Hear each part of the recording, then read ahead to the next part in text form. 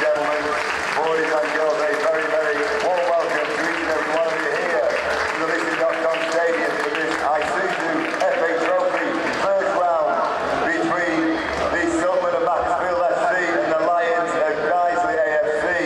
On behalf of the Silkmen, we'd like to offer the warmest of welcome to the players, officials, and of course supporters of the Lions who made the journey for today's game.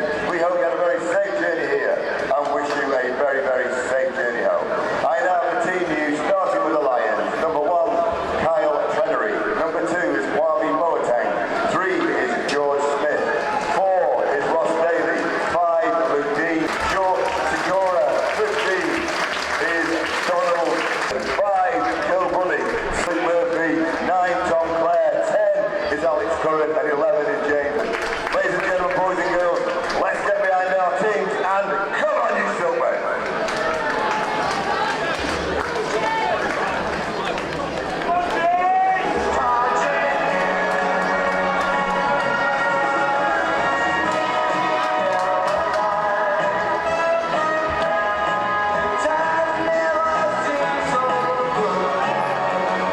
Recent signing on loan from Barnsley, so someone playing as a professional, cutting his teeth at this level as the corner comes in, and it's a good header, and it's a Guiseley goal. It's Macclesfield FC 0, Guiseley 1, a completely unmarked free header at the near post. It was that man Ackroyd who came across well, and there was absolutely nothing that Peter Luger could have done with that. It was a really, really strong, powerful header past Peter Luger in the mat goal. And yeah, Guiseley get an early goal. That's 6 minutes played, I think, here at releasing.com. And you have to ask yourself about the defending there. I mean, the big men were up from the back for Guiseley. They were marked, but Ackroyd just moved into space. Free header, hardly had to jump, and directed it past Peter Luger. And Mac are 1-0 down, a bit like last week. Just a bit worrying, the defence there. Who's picking up who?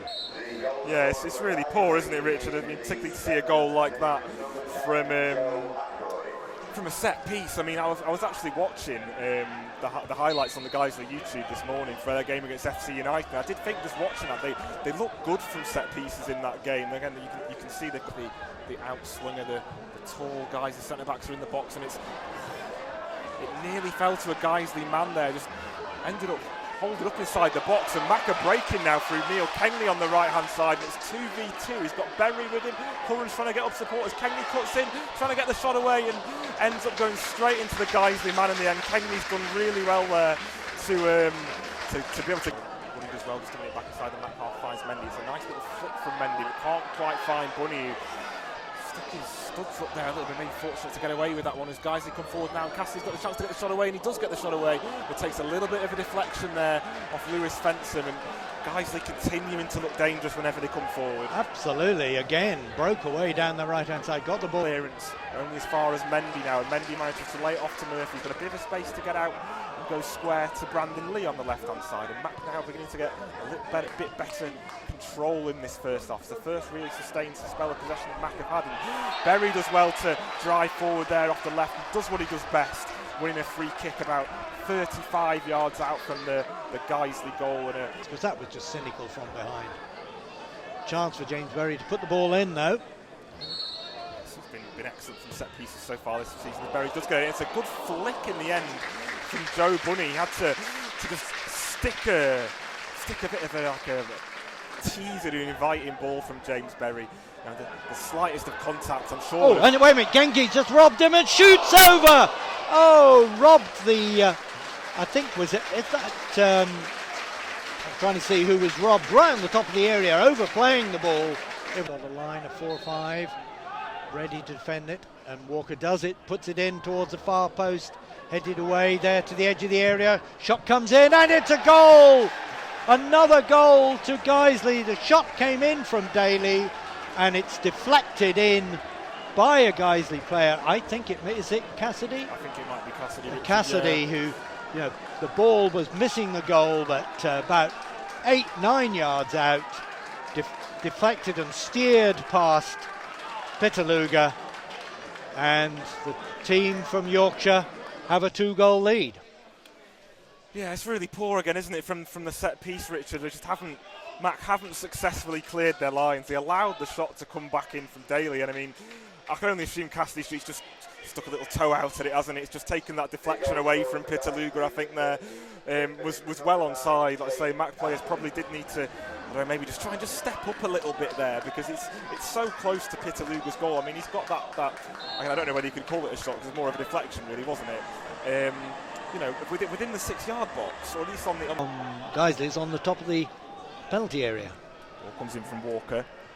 It's flicked away by Hansen and falls to Guiseley again. It's a great effort from Ackroyd, about 20 yards out, just on the corner of the box, aiming for the far right-hand corner, and Pitaluga does really well to throw a hand at it and tip it out for a Guiseley corner. But again, Mac really slow to get out and try and clear their lines there. Just allowed a free shot from out front of Hansen, who shows no sort of strength to keep the ball at all. And it's a chance now for Ellis to get the shot away inside the Mac box, and it's a shot in the end that comes from Walker. The Mac players all stopped looking for the offenses, maybe where we haven't created that many chances or played at our best. We've, generally speaking, maintained possession quite well, as Curran now gets a cross into the box trying to find Kengley, which is just too far in front of Kengley in the end, and to be fair, was well shepherded by the left back Smith for Guiseley, and Kengley's done well to keep it. It's a good little through ball there for Hansen. He's got the opportunity to drive into the box and get the cross away. He's going towards the byline, he is clipped there, and the referee is not given the penalty. I think Mac have got a good right to feel a bit aggrieved with that one, Richard. He was definitely clipped. Maybe went down a little bit easily in the box. It was a silly tackle to make, actually, because I don't think he was going to get the cross in. But I can see another substitution. Alex Curran, who was a doubt for this game, he's now going off. At this point, not looking like at all they're going to get back into the game as the Trenery, the Guiseley goalkeeper, plays a long ball forward, and we've got a chance to get the shot away here for Guiseley. It's a good volleyed effort in the end there from the Guiseley man. I couldn't quite see who that was who managed to get the shot away there. Sit up just a little bit as the ball comes in from Mark Duffy this time, and finding Mendy, and it's a free header from Mendy, which is very, very poor. Wasn't able to get any sort of power or direction on the ball, and play a square ball to Walker, who checks back. And Guy's able to build possession again, and not a lot of pressure in the midfield from Mac, and he's able to play it around quite comfortably. And Kasim's got it just outside the edge of the area and does get the shot away from just by the D there, and is well cleared of Pitaluga's goal again. These events, 15 minutes to go. Kengi trying to put pressure on Boateng. Does put pressure on Boateng, but he's adjudged to have fouled him, and I'm not sure about that. It's harsh again, isn't it? Poor, nice one out to Ackroyd.